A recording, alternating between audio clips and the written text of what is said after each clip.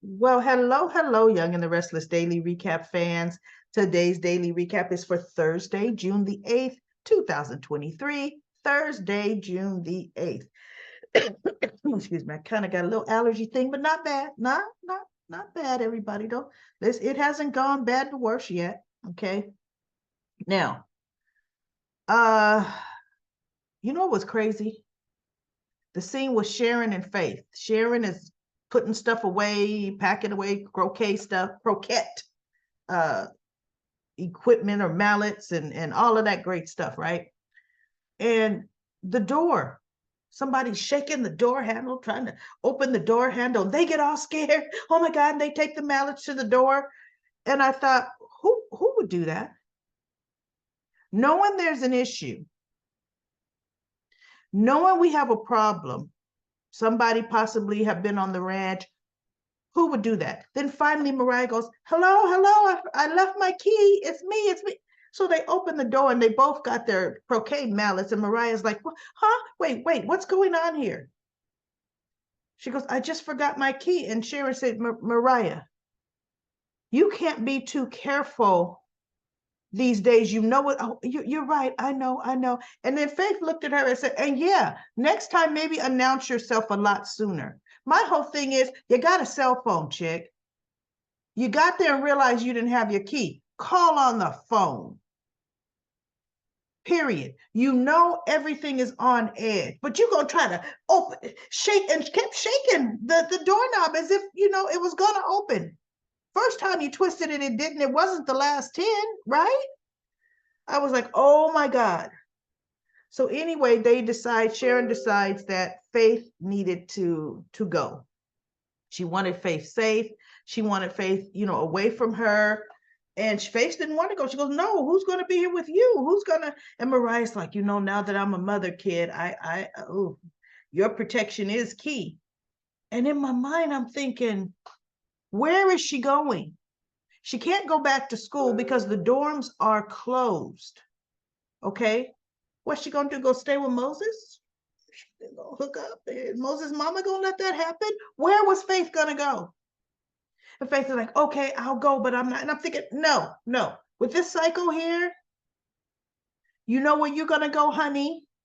You're going to go up to the main house. That's where you're going to go. See, when Victor and Nikki said, Sharon, you and Faith need to come up to the main house. You want to know what Sharon should have said? You doggone right. See, your dog, I'm going to be up here. Me and my daughter. She goes, but Faith is stubborn. No, ain't no Faith, nothing. Go to the main house. See, common sense does not prevail in soap operas. It just doesn't. Victor has the space. Matter of fact, Tessa and baby Aria and Mariah need to be up at that main house. Everybody. So the guards can concentrate on a main building, one main house. But see, they don't think logically. They don't think it. Newman security has always been crap, and it's going to always be. I don't care what Victor says, right? So Summer, she goes to see Chance thinking, oh, she could find out some information from Chance. And Chance is like, you know what? You know more than you're saying. But Chance, what about? And she goes, I'm telling you nothing, Summer, because I don't trust you and I don't believe you at all. Because I know Phyllis came to see you first and you've been lying to me. So Chance gets up and walks, but he gets and he walks away. Phyllis, on the other hand, this chick is crazy. Texting Summer, what's going on, Summer? I'm going crazy, Summer. Answer my call. And I'm thinking, oh my goodness, she keeps texting. So Summer shows up, and Phyllis is like, I've been going stir crazy here. I've been sending you. She goes, yes, I know you have. And then she's like, how did things go with Kyle? Not good. I had to tell him the whole truth. He now knows. She goes, I don't know what he's going to do. He may come in here. He may turn you in. I don't even have the status of my marriage. Oh, I'm sorry about that. No, you're not. You were just texting her frantically. She could have been there trying to make up with her husband, and you're not sorry about nothing, Phyllis. And you used to be my girl. I used to love me some Phyllis. Phyllis was way more cunning than this. Phyllis would have already figured out the out. So I don't know who's writing for Phyllis right now, but this ain't Phyllis. It's not. Right? So Phyllis decides, no, so Summer says, look, Phyllis says, I'm sorry about this. It's all my fault. It's all because of me. Summer looks at her and says, yeah, it is. Yes, it is, Mom. So Phyllis is like, oh, well, no police showed up at my door now. Summer says, I think he's going to turn you in. We have to go. You have to get ready. You have to get your stuff together. We need to get you out of this room. But no, Summer, look, I can stop all this right now. I'll just call Chance and tell him where I am, and I'll take my chances because you're suffering too much. And I want this to stop for you. And I'm thinking, no, she won't. And no, she doesn't. That is more emotional blackmail on your part. Emotional blackmail. Summer goes, you mean you would do that for me? I would do anything for my kids.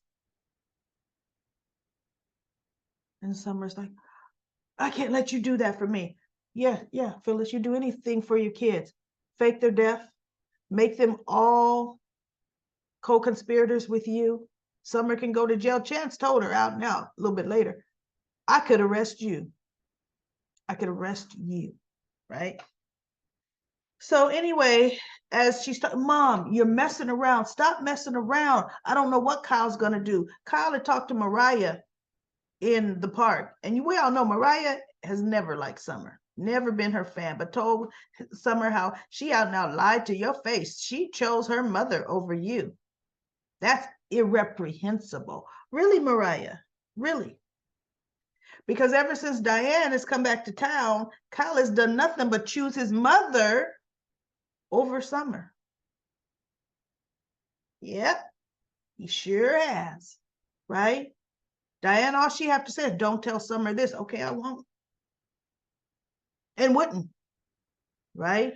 But it's irreprehensible what she's done. Okay. And I was thinking, Mariah's the wrong one you could want to have any. She's biased, period. She can't be unbiased where Summer is concerned, right?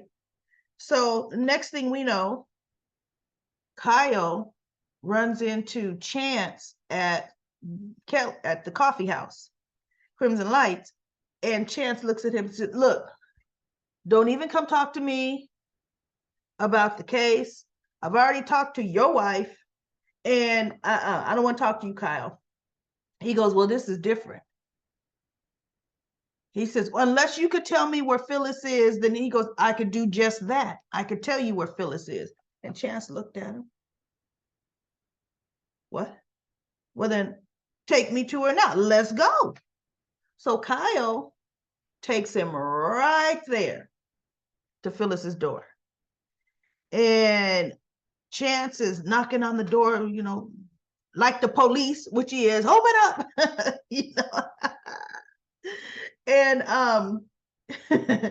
and he ended up using the key that he got from the desk, goes in. Of course, the room is cleared. But the funny thing is, while Kyle is talking to Chance at Crimson Lights, Summer and Phyllis are still in the room. She's still trying to convince her to get her stuff and leave. So they did a quick inhale, and all Phyllis's stuff miraculously got out of that hotel room. right? Miraculously. Huh. So she's gone. And miraculously, nobody saw her and Summer moving all that stuff. See, my whole thing was, did they order another room? Because see, all they really had to do was go one floor up, one floor down for now, right? But it would have to be under a name nobody would expect, a credit card, all of that would be, they couldn't leave a paper trail, right? So my guess is miraculously, Genoa City Land, coming down that one staircase, right? They got away clean. So Kyle in the room tells Chance that Summer has known all along where Phyllis was. And I followed Summer here last night, and she led me right to her. Oh. So you want to find Phyllis? Find my wife. So it's like that, Kyle. Oh, 180 on Summer. There we go. Okay. So they leave it there. That's pretty much about it. Oh, Nick runs into Adam, and Adam had bought a blood pressure monitor. I'm telling you, I don't think this baby's going to be born. I really don't. They don't need it on the soap. They really don't. So anyway, he tells Adam, because I bought this for Sally, so she could check her blood pressure. I know you probably think I'm overstepping, and Nick says, no, I don't. I think it's a good idea.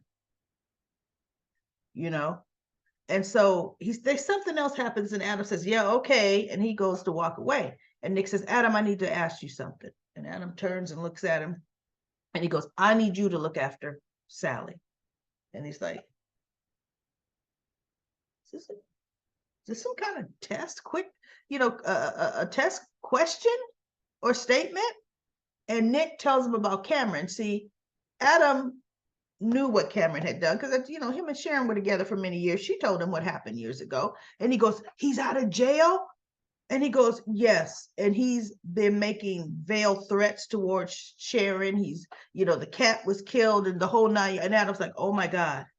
And he goes, so I need you to look after Sally while I look after Sharon and Faith. And there's one thing Adam says to me, which was unnecessary. Isn't it interesting with all this danger, the woman you choose to protect? And Adam walks away. And I thought, shut up, Adam. We don't even know if Kirsten knows Sally is with Nick. And my daughter, Nick said, no, he's approached Sharon and made veiled threats, and he's approached Faith, and Nick didn't tell him he's approached Sally. Maybe he did, but I don't think he knew, because Sally, what she happened to her in the park, Kirsten couldn't have orchestrated. And Sally told her, she goes, look, I've run plenty of Chance meetings, and this wasn't one of them. I've done them hundreds of times, right? And this ain't one of them. So anyway, Adam just says, yeah, he'll look after Sally, right? Which of course he was. This is his end with Sally. This is the end. So that's it. Nothing else happened. Things are moving slow. Diane's talking to Jack because they're still talking about Ashley. What Ashley's doing. So guess who comes up with the right idea, Jack? Promote me to an executive position. This way, we could stick it to Ashley and there's nothing she could do. And I'm thinking, is Jack hearing that? Promote me to an executive position. And so he goes, well, the CTO, Chief Talent Officer, is retiring at the end of the month. I think that might be a good position for you. Really? You're good with reading people. Oh, okay. See, there she go, foot in. And she goes, and besides, I would be able to work hand in hand with you and see my favorite fiance every day. And Jack is like, well, yes, you would. Mm-hmm. Yes, you would. I said, yeah, it's coming. When this whole thing about Phyllis, finally they tie it up in whatever neat little bow they're going to tie it up in, Diane is going to be able to work her Diane magic. And I can't wait for it to happen. I can't wait. So anyway, everybody, that's it for the daily recap for Thursday, June the 8th, 2022, 23 for the young and the restless.